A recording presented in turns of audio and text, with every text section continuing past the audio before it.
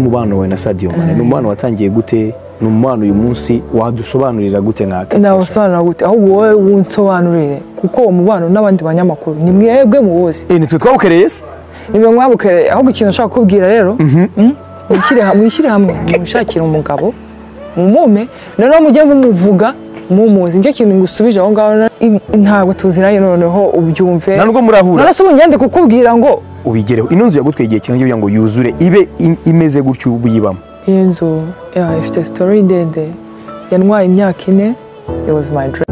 Uyu munsi Boss Kabutura yaguteguriye inkuru ngufiya igiye kugaruka ku bigwi ndetse n'amateka y'umukobwa w'umunyarwandakazi Katie Bashabe. Uyu nguyu ni umunyamideli, ni rwiyemezamirimo ndetse ari no mu bakobwa bakeya hano batunze agatubutse, dore ko ari umujejeta faranga tugendeye ku bikorwa byiwe biri hirya no hino. Katie Bashabe rero akaba ari umunyarwandakazi ubu twavuga yuko yamaze kugera kuri byinshi bamwe bagifata nk'indoto, cyane cyane abari ndetse n'abategarugori bagenzi be. Katie Bashabe kuri ubu ngubu afite inzu igeretse, inzu nziza cyane, twavuga ko yabarirwa mu zifite agaciro kari hejuru, nubwo kuri ubu ngubu tutaramenya ngo n'amafaranga ngahe yaba yaragiye kuri iyo nzu. Uyu nguyu Katie Bashabe kandi afite inzu ikora ndetse ikanacuruza imideli yitwa Kabash Fashion House. Uyu mukobwa yigize hambere kuvugwa mu rukundo n'umukinnyi rurangiriranwa umupira w'amaguru witwa Sadio Mane ukomoka muri Senegal.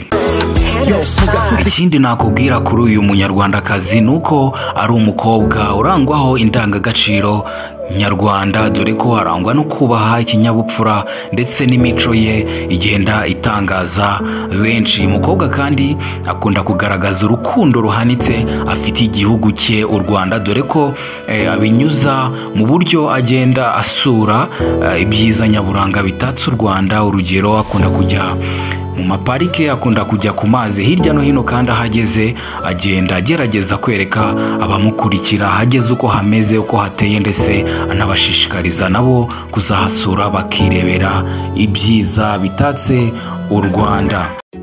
Katie Bashabe yatangaje ko akunda mama we, umubyeyi umubyara ngo byabuze urugero. Uyu mwari kandi ngo yikundira ikijyanye n'amatungo magufi, cyane cyane ayo mu rugo nk'imbwa, dore ko ngo afite imbwa 3. avuga ko ubucuti agirana nazo bushobora kuba buri hejuru y'ubucuti afitanye n'ikiremwa muntu. Katie Bashabe mu minsi yashize aherutse gutangaza ko kuri ubu ngubu rwose ngo afite umukunzi.